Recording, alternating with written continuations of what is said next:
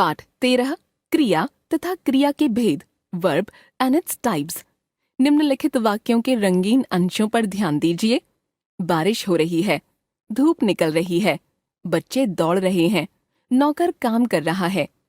ऊपर के वाक्यों में आए सभी रंगीन अंश किसी न किसी घटना या कार्यकलाप के होने की सूचना दे रहे हैं।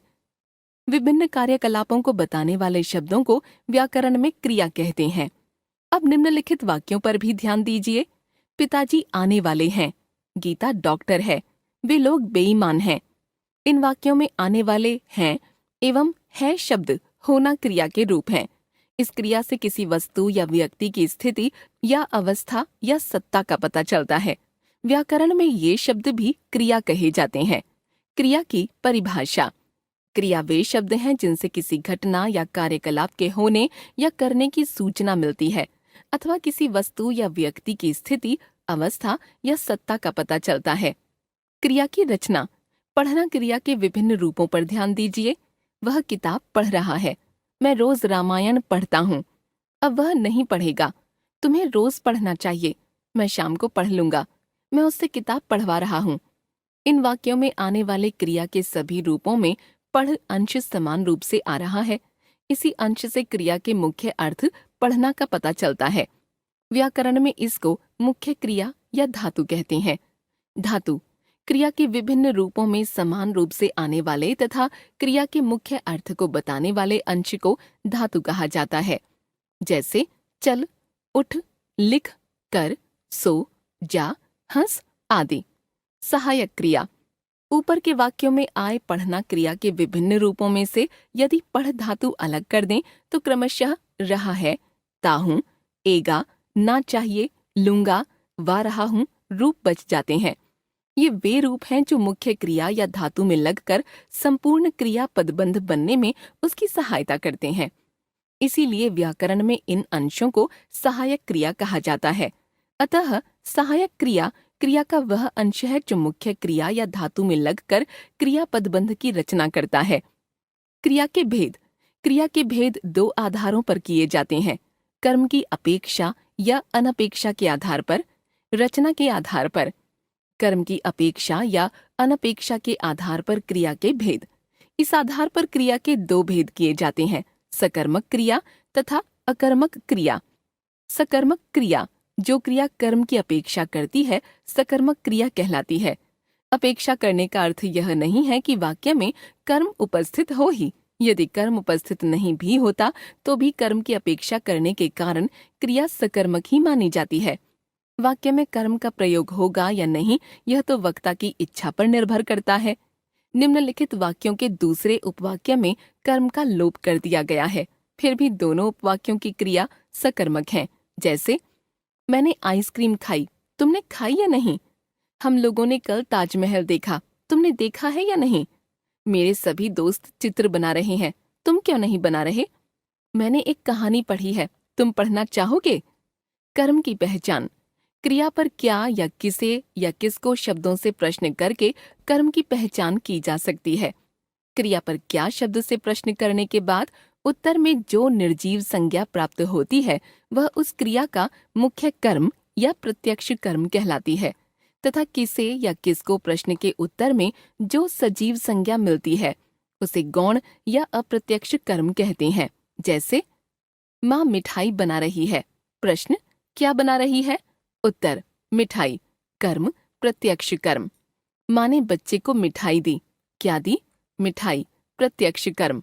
किसे दी? बच्चे को, अप्रत्यक्ष कर्म। पिताजी ने अकरम को बुलाया, किसे बुलाया?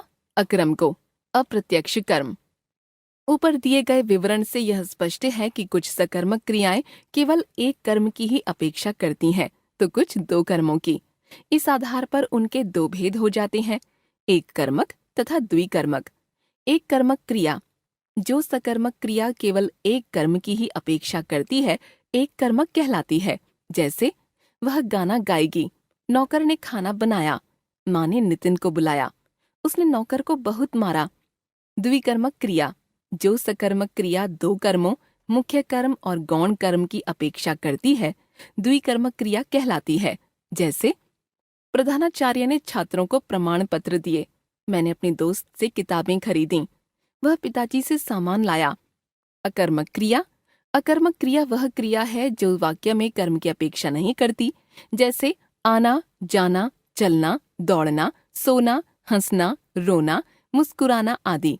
देखिए निम्नलिखित उदाहरण। तुम क्यों हंस रहे हो? मैं रोज सुबह दौड़ता हूँ।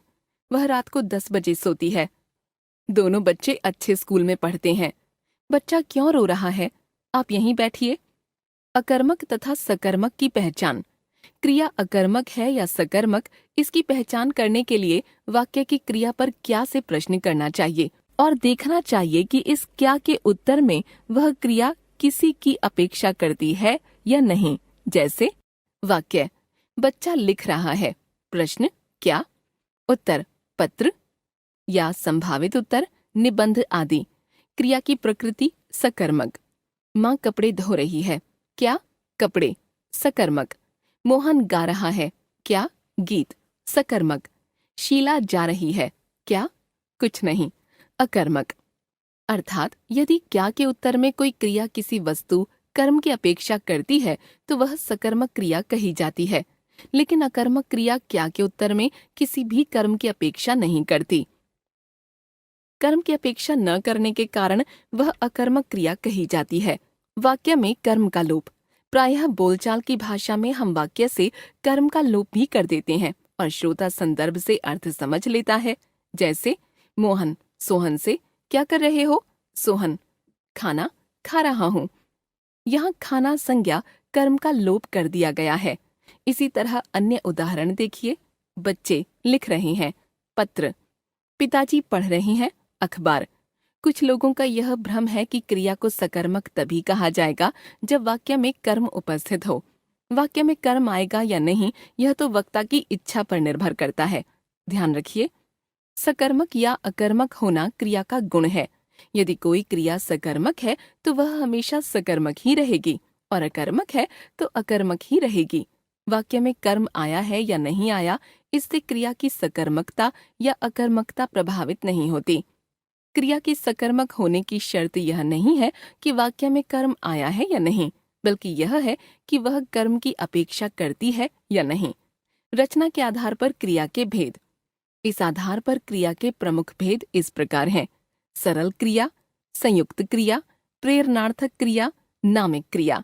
सरल क्रिया। एक धातु से बनी क्रियाएं सरल क्रिया कहलाती हैं।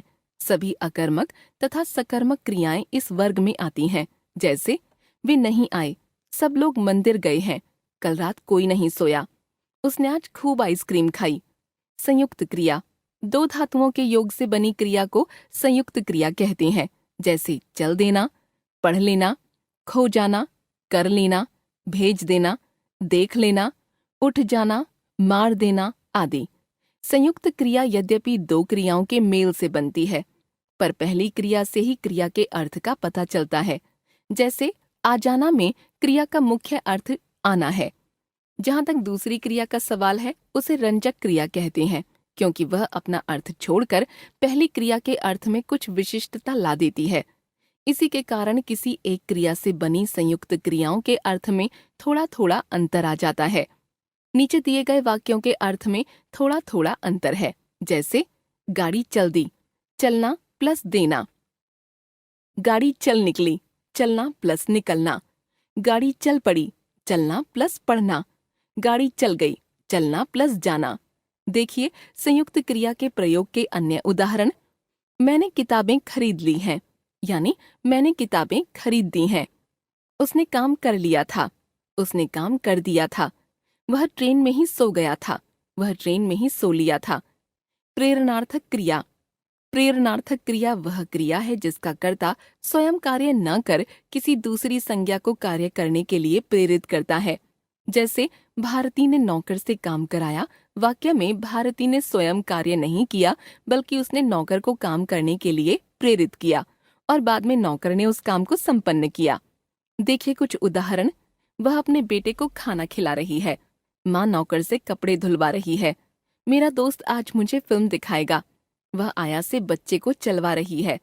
हिंदी में दो तरह की प्रेरणार्थक क्रियाएं मिलती हैं।